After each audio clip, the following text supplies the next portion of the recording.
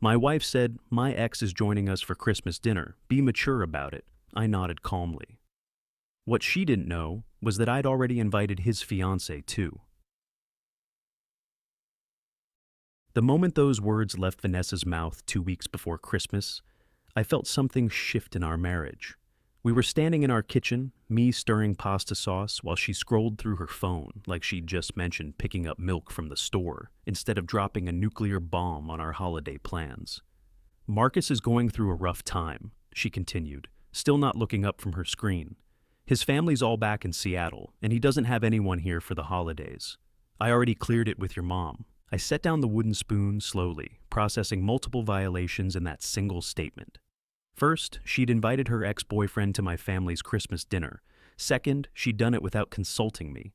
Third, she'd gone to my mother before even mentioning it to her husband. The disrespect was so calculated it almost impressed me. "You already talked to my mom?" I kept my voice level, drawing on years of negotiation, training from my work in corporate acquisitions. Never show your hand early. "Yesterday." She was totally understanding. Vanessa finally looked up, and I saw it in her eyes. That slight challenge, daring me to object. "Derek, don't be insecure about this. Marcus and I are just friends.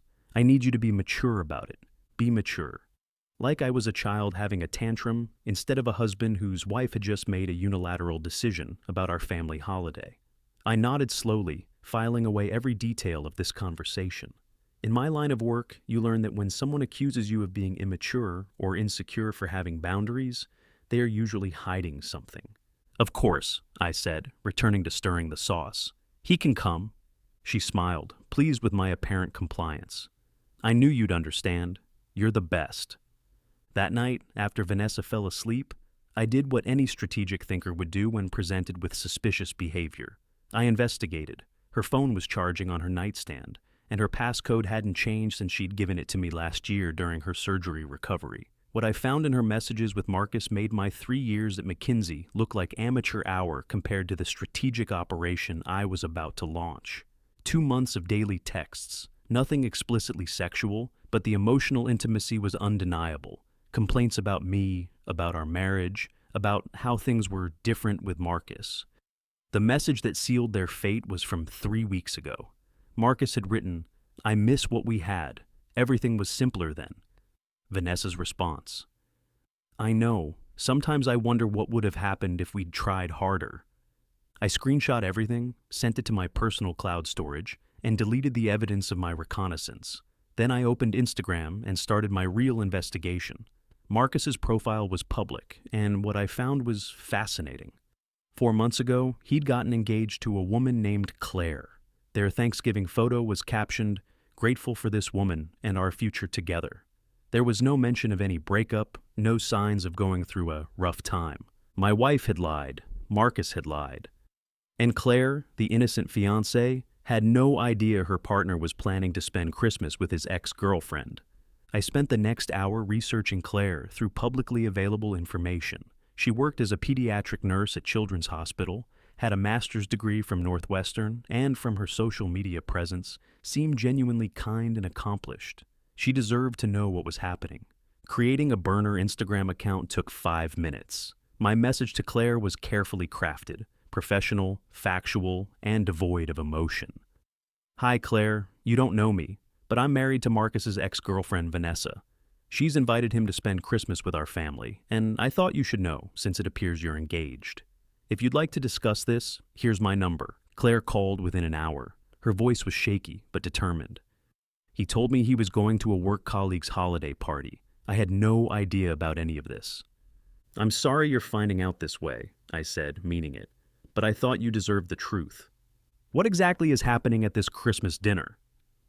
I explained everything: Vanessa's invitation, the claim that Marcus was going through a rough time, the secret planning with my mother. Claire was quiet for a moment, then said something that surprised me. "What would you think if I showed up?" I smiled for the first time since Vanessa's announcement. "I think that would be educational for everyone involved." "Would your family mind?" "My family values honesty above all else. You'd be welcome." We coordinated the details. Claire would arrive 30 minutes after Marcus, giving him time to settle in and feel comfortable. I would answer the door. the truth would come out naturally from there. The week leading to Christmas was a masterclass in strategic patience.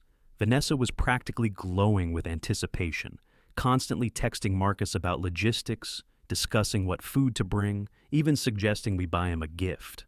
I agreed to everything, playing the role of the secure, mature husband she claimed to want.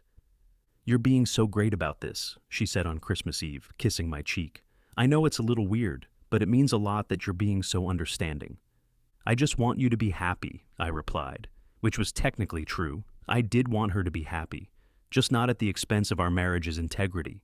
Christmas morning arrived with fresh snow and the smell of coffee. We exchanged gifts like any normal couple. She gave me a watch I had mentioned wanting 6 months ago, back when she was apparently already rekindling things with Marcus. I gave her a necklace, already knowing it would likely be one of the last gifts I'd ever give her as her husband. We arrived at my parents' house at 1 o'clock. My mother had outdone herself as always. A 20-pound turkey, 3 types of stuffing, homemade cranberry sauce, the works. My sister Lauren was there with her 2 kids, my brother-in-law Tom, and my father was in his usual spot watching the game. "Merry Christmas, sweetheart," my mom hugged Vanessa. "Is your friend still coming?" "Marcus should be here around 2, Vanessa confirmed, and I caught the way she said his name. Soft, intimate, nothing like how you'd say a casual friend's name. At 2:15, Marcus arrived. 6'2", still had that college quarterback build, holding an expensive bottle of wine and wearing a smile that probably worked on everyone except me. I watched Vanessa light up like Times Square on New Year's Eve. Their hug lasted exactly 4 seconds. I counted, and included her hands running down his arms as they separated. "Thanks for having me," Marcus said, shaking my hand with just enough pressure to be competitive. "Really appreciate you being cool about this." "No problem at all," I replied, matching his grip. "Mi casa es su casa." He integrated seamlessly into my family's dynamic, charming my mother with compliments about her cooking, discussing the game with my father, even playing with Lauren's kids. Vanessa kept finding reasons to be near him, refilling his drink, laughing too hard at his stories, touching his shoulder when she walked by. Every interaction was another nail in our marriage's coffin, and she was hammering them in with enthusiasm. At 2:45, the doorbell rang. "I'll get it," I said, standing quickly before anyone else could move. I opened the door to find Claire standing there in an elegant red sweater, holding a bottle of wine that probably cost more than Marcus's, looking like a woman who'd spent the morning preparing for battle but choosing to do it with class. "Derek," she said. "Claire, perfect timing. Come in." I led her into the living room, and the atmosphere changed instantly. You could practically hear the record scratch. Vanessa went pale. Marcus shot up from the couch so fast he knocked over his beer, the brown liquid spreading across my mother's coffee table. "Claire?" Marcus's voice cracked like a teenager's. "What are you doing here?" "I was invited," Claire said calmly, her nursing background probably helping her maintain composure in crisis. "Derek was kind enough to include me when he heard you'd be spending Christmas with your ex-girlfriend." The silence was deafening. My father actually muted the TV, something that hadn't happened during a Bears game in my lifetime. Lauren slowly raised her phone, and I didn't stop her. This moment deserved documentation. "Derek," Vanessa said, her voice low and dangerous. "What is this?" "This is Claire," I said pleasantly, gesturing like a game show host. "Marcus's fiancée. You know, the one he proposed to 4 months ago. Marcus, I don't think you mentioned to Claire that you were spending Christmas with Vanessa, and Vanessa, you forgot to mention that Marcus is engaged. So I thought, in the spirit of honesty and maturity, we should all spend the holiday together." I emphasized maturity just enough for Vanessa to catch it. Her face went from pale to red. "Claire, I can explain," Marcus started, reaching for her. "Explain what exactly?" Claire's composure was cracking now, tears threatening. "Explain why you told me you were going to a work party? Explain why you've been texting your ex-girlfriend constantly for 2 months? Oh yes, Derek shared those with me too. Very enlightening. You went through my phone?" Vanessa turned on me, fury replacing embarrassment. "I did," I admitted without shame, "and I found 2 months of emotional affair evidence. Would you like me to read some highlights for the family? I have them backed up." "It's not like that," Marcus tried desperately. Vanessa needed support. She was going through things with her marriage. "I wasn't going through anything," Vanessa snapped at him, then realized what she'd just admitted. "So you lied to me?" Claire's voice was deadly quiet now. You said she needed help, that it was innocent. And you told me Marcus was going through a rough time, I added to Vanessa. Interesting how both your stories are different, but equally false. My mother finally found her voice. What on earth is happening in my home right now? What's happening, Mom, is that Vanessa invited her ex-boyfriend to Christmas dinner because they've been having an emotional affair for months. Marcus told his fiancée he was going to a work party so he could spend Christmas with Vanessa. And I invited Claire because she deserved to know the truth. Lauren's kids had stopped playing, sensing the adult tension. Tom quietly ushered them to the playroom while Lauren continued recording. We're done, Claire announced, looking at Marcus with disgust. Completely done. Don't come home tonight. Don't call me. Don't text me. My brother's a lawyer. He'll coordinate getting your things out of my apartment. She turned to my parents. I'm so sorry for ruining your Christmas. You didn't ruin anything, dear, my mother said softly. Would you like to stay for dinner? Claire shook her head, tears finally falling. Thank you, but I need to go. She looked at me. Thank you for telling me. You saved me from marrying a liar. She left with her dignity intact. Marcus stood frozen for a moment, then grabbed his coat and followed without a word, leaving his expensive wine and his relationship with Vanessa in ruins. The door closed with a finality that echoed through the house. I want a divorce, I announced before Vanessa could speak. I've already consulted with Richardson and Associates. You know, the firm that handled the Becker divorce, the one where the wife got nothing because of infidelity. My attorney will contact you after the holidays. Derek, please. No, you brought your ex to my family's Christmas. You lied about why. You've been emotionally cheating for months. You made me feel crazy for being uncomfortable with your friendship. You went behind my back to my mother. We're done. She looked around the room for support, but found none. My father's expression was stone. My mother looked disappointed. Lauren was still recording. Even Tom, who'd returned from the playroom, shook his head. Vanessa grabbed her purse and left without another word. Well, my father said after a moment, turning the TV volume back on. That was interesting. We ate Christmas dinner anyway. The turkey was perfect, the conversation surprisingly light once the shock wore off. Lauren showed everyone the video, which had already been shared in our extended family group chat. The responses were unanimously supportive of my handling of the situation. I should have asked more questions when Vanessa called, my mother said, passing me more stuffing. It seemed strange, but she was so convincing about him having nowhere to go. She's a good manipulator, I said. I'm just glad I found out now, instead of after we had kids. That night, I stayed in my childhood bedroom. Vanessa sent 37 texts ranging from rage to desperation to attempted seduction. I responded to exactly one. Contact my lawyer. The next morning, I met with James Richardson personally. A favor from a client I'd helped with a major acquisition.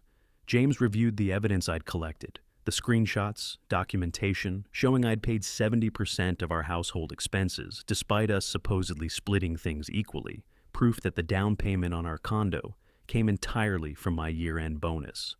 This is one of the cleaner cases I've seen, James said. The emotional affair evidence, while not physical infidelity, shows clear breach of marital trust. Combined with your financial documentation, we should be able to secure a favorable settlement. I don't want to destroy her, I said. I just want out clean.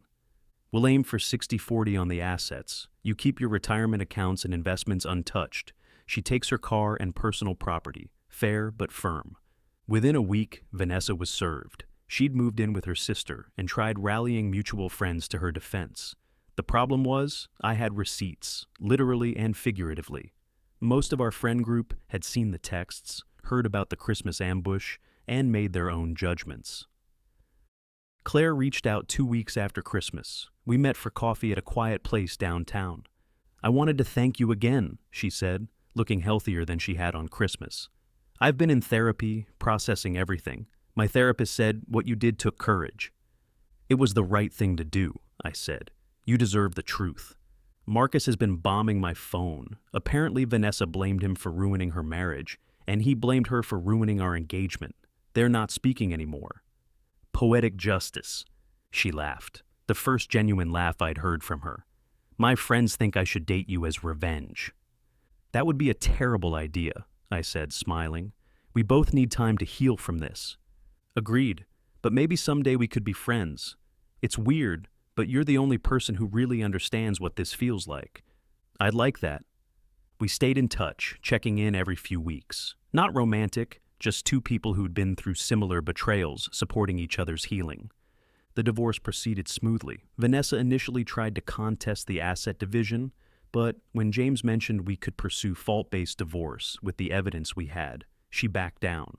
The 60-40 split stood. I kept my investments, my retirement accounts, and my sanity. She kept her car, her personal belongings, and hopefully learned a lesson about honesty. The condo sold quickly in the spring market. I used my portion to put a down payment on a smaller but nicer place closer to work. No memories of Vanessa there, no ghosts of a failed marriage. My family rallied around me completely. Sunday dinners at my parents' became a regular thing. Lauren's kids started calling me their cool uncle who won Christmas. Even Tom, usually reserved, told me he respected how I'd handled everything. "You could have made it uglier," he said over beers one night. "Could have blown up at the dinner table, made a scene. Instead, you let them hang themselves with their own rope." 6 months after Christmas, I was in a good place. The divorce was final. I'd gotten a promotion at work. Turns out focusing on your career instead of a cheating spouse does wonders for productivity. And I'd started dating casually. Nothing serious, just remembering what it felt like to be with someone who actually wanted to be with me. Vanessa sent one final email on what would have been our 4th anniversary. It was long, apologetic, and full of regret. She admitted she'd been selfish, that Marcus had been a fantasy she'd chased at the expense of reality. She said she was in therapy now, working on understanding why she'd sabotaged our marriage. She asked if maybe someday we could talk. I didn't respond. Some bridges once burned don't need rebuilding. Claire and I still get coffee occasionally. She's dating a doctor from her hospital now, someone who appreciates her worth and doesn't have an ex lurking in the shadows. She seems genuinely happy, and I'm glad my Christmas revelation led her to something better. As for Marcus, last I heard through the grapevine, he'd moved back to Seattle. Apparently, the story of Christmas had followed him through our social circles, making Chicago uncomfortable. Good riddance. My mother has instituted a new Christmas rule. All guests must be approved by committee, with full background checks. She's joking mostly, but there's definitely more scrutiny now.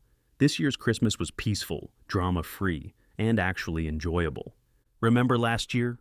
Lauren said over dessert, grinning. "How could we forget?" my father replied. "Derek gave us dinner and a show." Looking back, I don't regret anything. Yes, it was dramatic. Yes, it was calculated. But Vanessa and Marcus chose deception, and I chose truth. They wanted to play games with people's feelings, and I decided to end the game entirely. The best part? I did it all while being perfectly mature about it.